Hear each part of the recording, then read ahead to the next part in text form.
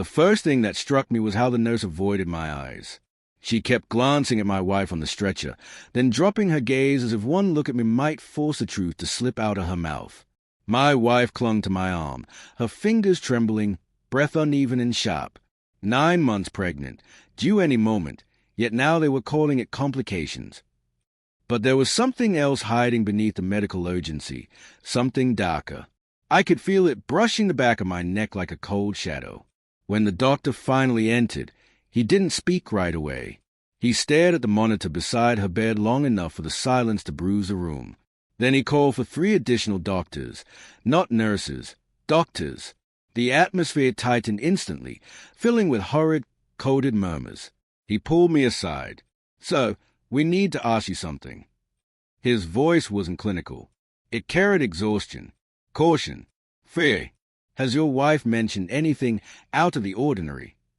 My stomach knotted. "What's happening?" He paused, then looked me directly in the eyes with a weight that made my skin crawl. "The baby—" He never finished the sentence. He didn't have to. My mind completed it before he could breathe another word. "The baby isn't yours." He never said it aloud, but the truth echoed inside my skull with a violence that hollowed me out. Between my wife's strained breathing and the alarm etched on the doctors' faces, I felt an old, familiar numbness creeping up my spine. The kind that arrives when the truth is close enough to smell. I kept my expression calm, silent, frozen. Later, after they stabilized her and transferred her to another department for further monitoring, I stood alone in a hallway that smelled of disinfectant and dread. The doctor's unfinished sentence replayed on a loop. "The baby isn't mine, isn't viable, isn't normal." But his eyes had already said everything. I forced my breathing steady. I didn't rush to her side. I didn't crumble or demand explanations. Instead, my thoughts drifted to late-night messages she tried to hide, to the co-worker whose name suddenly appeared too often, to the laughter that no longer belonged to me, to the way she tensed whenever I asked about her appointments. I'd been suspicious for weeks. But suspicion is useless without proof. And the hospital had just handed me a thread. All I had to do was pull. When she finally drifted into a medicated sleep, I walked to the nurse's station, polite and composed, asking for clarity. They spoke carefully, patient privacy and all, but one thing slipped out. "Sir, the doctor said the measurements don't match. The timeline isn't adding up. We just want to confirm everything is safe." Safe.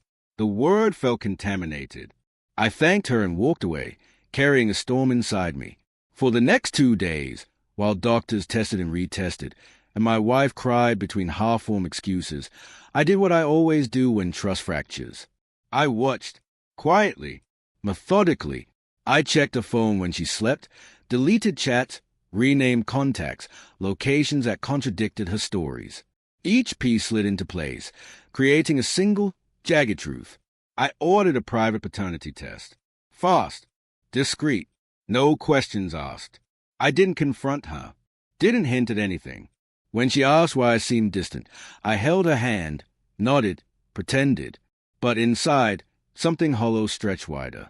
When the results arrived, the world muted around me. 0% probability. Final. Merciless. I walked into her room, holding the envelope like a verdict. She looked up with swollen eyes, expecting comfort.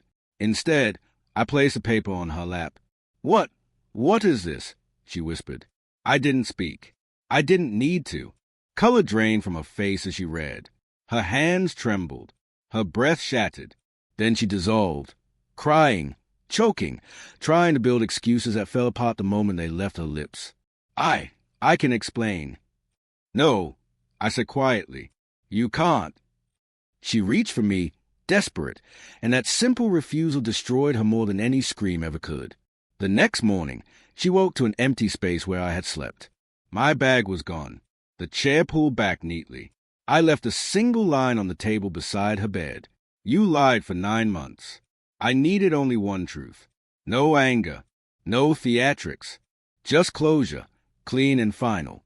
As I stepped out of the hospital, the early morning air felt cold, but for the first time in months, I could breathe.